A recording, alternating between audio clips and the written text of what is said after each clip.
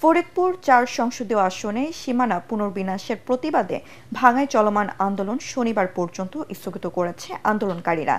ইতিবাচক সাড়া না পেলে রবিবার থেকে আবারও কর্মসূচি চালিয়ে যাবেন তারা। এর আগে সকাল থেকে বিভিন্ন পয়েন্টে আন্দোলনকারীরা সড়কে গাছের গুঁড়ি ফেলে টায়ারে আগুন দিয়ে সড়ক অবরোধ করে রাখে।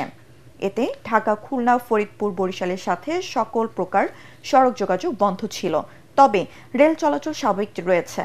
এদিকে গতকালের সহিংসতার পর গোটা ভাঙা এলাকা জুড়ে থমথমে অবস্থা বিরাজ করছে।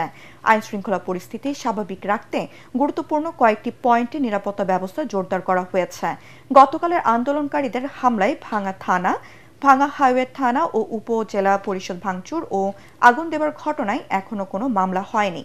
থানায় হামলা ও ভাঙচুরের ঘটনায় গতকাল রাতে ভাঙা এসেছিলেন ঢাকা রেঞ্জের পুলিশের ডিআইজি মোহাম্মদ রেজাউল করিম। এদিকে ভাঙাবাসীকে শান্ত থাকার আহ্বান জানিয়েছেন ফরিদপুরের জেলা প্রশাসক কামরুল হাসান মোল্লা।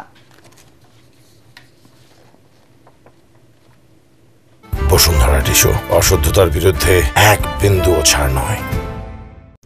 বাগেরহাটে 4টি থেকে কমিয়ে 3টি আসন করার প্রতিবাদে সর্বদলীয় ঐক্যজোটের 3 দিনের হরতাল একদিন পালন করেই শারদীয় দুর্গাপূজা উপলক্ষে প্রত্যাহার করা হয়েছে। জেলা পূজা উদযাপন কমিটির আবেদনে এই হরতাল প্রত্যাহার করা হয়। তবে বাকি 2 দিন জেলা নির্বাচন অফিস ও সকল উপজেলা নির্বাচন অফিস ঘেরাও করে অবস্থান কর্মসূচি পালন করবে তারা। পাশাপাশি সর্বোচ্চ আদালতে রিট দাখিলের প্রক্রিয়া চলমান রয়েছে।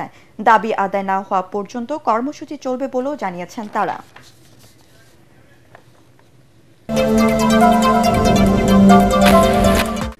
রাজশাহী বিশ্ববিদ্যালয় যাতে শিক্ষা ও গবেষণার মূল কেন্দ্রবিন্দুতে পরিণত হয় সে চেষ্টা করে যাওয়ার আশাবাদ ব্যক্ত করেছেন রাকসু নির্বাচনে প্রতিদ্বন্দ্বী প্রার্থীরা।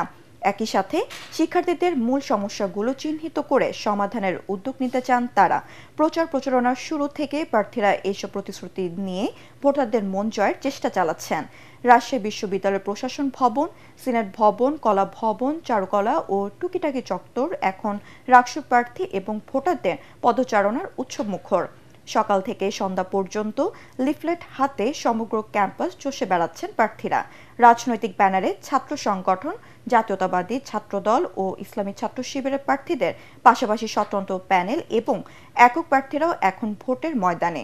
তফসিল অনুযায়ী আগামী 25 সেপ্টেম্বর 28,905 জন ভোটাধিকার প্রয়োগ করবেন।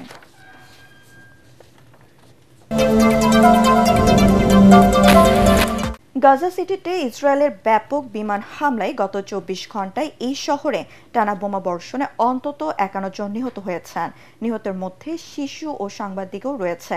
হামলার পর 1 লাখেরও বেশি মানুষ ঘরবাড়ি ছেড়ে পালাতে বাধ্য হচ্ছেন। সংবাদ মাধ্যম আল জাজিরা জানিয়েছে, ইসরায়েলের স্থানীয় সময় সোমবার সন্ধ্যায় গাজা সিটিতে ব্যাপক বোমা বর্ষণ চালিয়ে এলাকার সর্বোচ্চ আবাসিক ভবন আল ঘাফরি হাইরাজ ধ্বংস করে। ইসরায়েলি টিভি চ্যানেল 12ও জানিয়েছে, গাজা সিটির উত্তর ও পশ্চিমাঞ্চলে ব্যাপক চালানো হয়েছে। ফিলিস্তিনি সিভিল ডিফেন্স জানিয়েছে, গত কয়েক সপ্তাহে অন্তত 50টি বহুতল ভবন মাটির সঙ্গে মিশিয়ে দিয়েছে ইসরায়েল।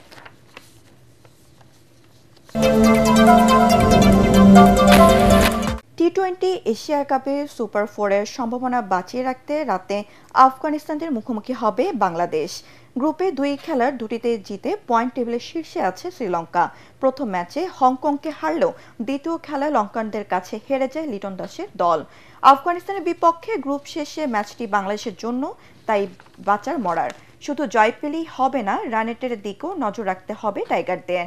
কারণ আফগানরা হারলেও শেষ ম্যাচটি তারা খেলবে শ্রীলঙ্কার বিপক্ষে।